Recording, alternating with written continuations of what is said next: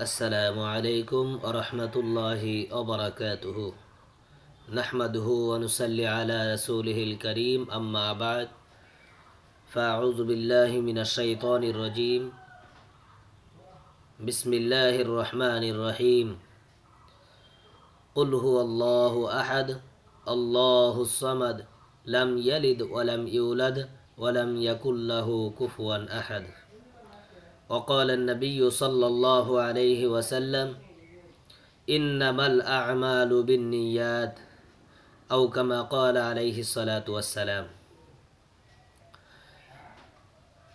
সমস্ত প্রশংসা আল্লাহ তাবারক তাআলার জন্য যে মহান রব্বুল আলামিন আমাদেরকে সম্মুখে একটি বরকতময় মাস রমজান মাস আমাদেরকে দান করেছেন।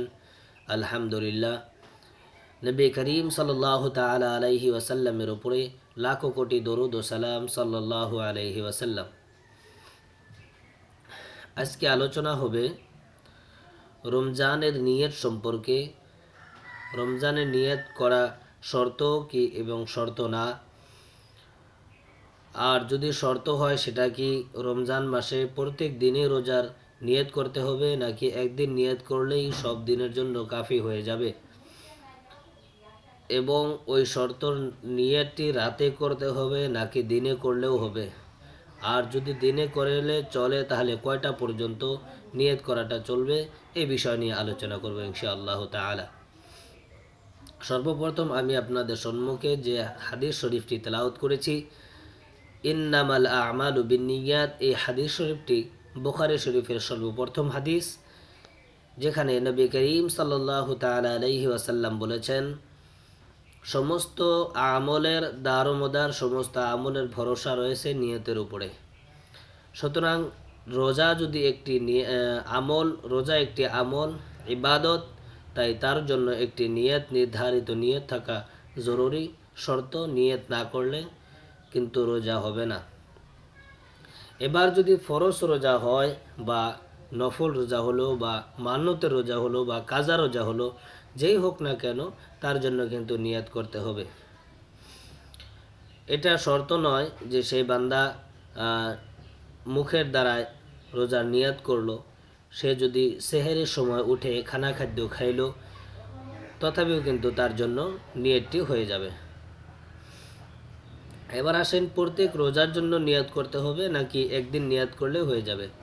এ ব্যাপারে আমরা ইলমুল ফিকহ খণ্ড নাম্বার 3 পৃষ্ঠা নাম্বার 18 মধ্যে আমরা পাবো যে প্রত্যেক রোজার জন্য আলাদা আলাদা নিয়ত করতে হবে। মাসে একদিন নিয়ত করলেই পুরা মাসের জন্য কিন্তু রোজার নিয়ত হবে না।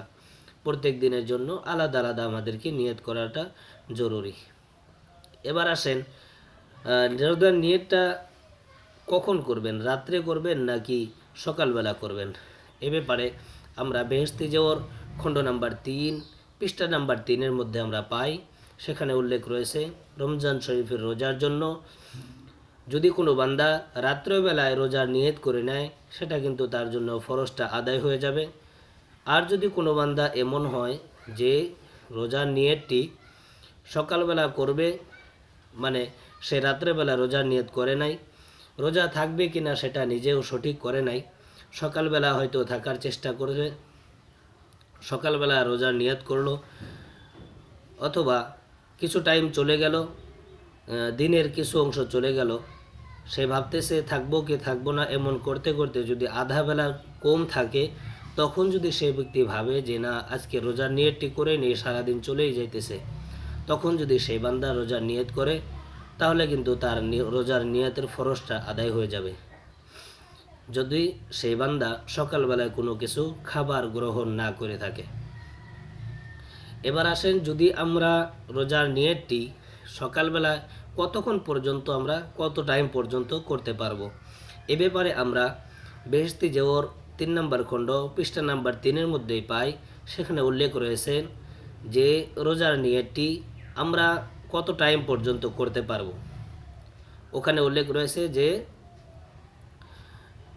দিনের আধা অংশ, অর্থাৎ সূর্য ঢেলে যাওয়া, পিছবেলার দিকে ঢেলে যাওয়ার আগ পর্যন্ত আমরা করতে পারি।